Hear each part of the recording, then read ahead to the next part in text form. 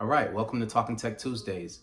I'm your host, Chance Mack, also host of the Take Chances podcast, where we talk about three things: tech, culture, and people.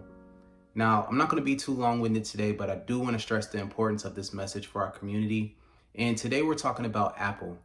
Now, before I get into Apple, I want to address the elephant in the room. Yes, my head is bald. Why? Just because I wanted to switch it up, New aesthetic, same goals, same vision, right? So, Apple. They made headlines today with announcing their $549 headphone, right?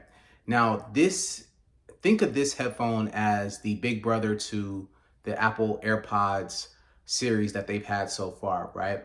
Those are typically in-ear bud headphones, but the over-the-ear or the $550 headphone is an over-the-ear unit, and it's supposed to have a better microphone and a better audio quality for the listener, right?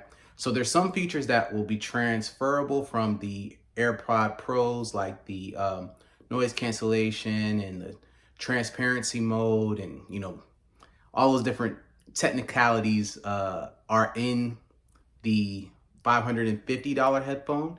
Now, what makes this headphone much more of a premium price, it's also the most expensive headphone on the market for the traditional consumer at $550. And they're actually releasing it just in time for Christmas. So I think the date I saw was for December 15th. So for those that are in the market for a new headset and have an extra $550 laying around, this might be your best bet. But the reason they're taking this initiative to release this headphone at this price point is to encourage people to leverage their products, not only just their phones, not only just their watches, but another product to help people identify with Apple in their everyday life. And if you're an Apple user, you know that the thing that sets Apple apart from a lot of the other devices is just the synchronicity between their phones, their computers, their watches.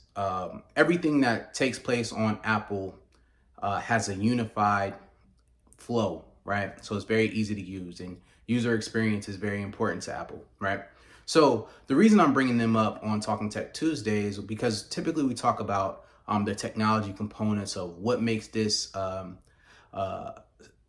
this company tick, or where the future is headed, or what does this mean to their stock price, and as investors or people who are trying to acquire assets, what are the things that we should be thinking about, right?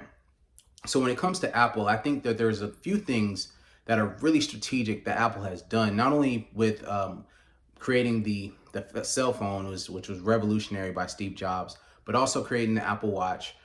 This gives Apple a direct line into healthcare. And actually, they're going to be boosting up or putting up a fitness subscription, I think at $29 a month, that includes like Apple TV and all of those programming that they have in their network. But the fitness app is going to help people, take care of themselves better. If you have the watch, there's abilities to be notified of different activities that you could do. Also, if you have it on your phone, you could watch certain videos that help you work out, depending on where you are. So a couple of different added benefits to that, right?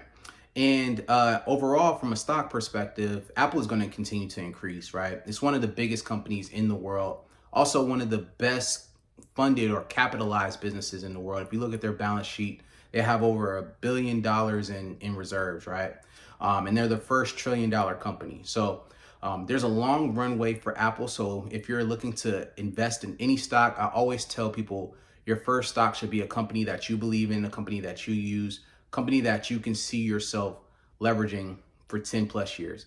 So I recommend buying Apple. Again, I'm not a financial advisor, but it's worth a shot. Take chances. Peace.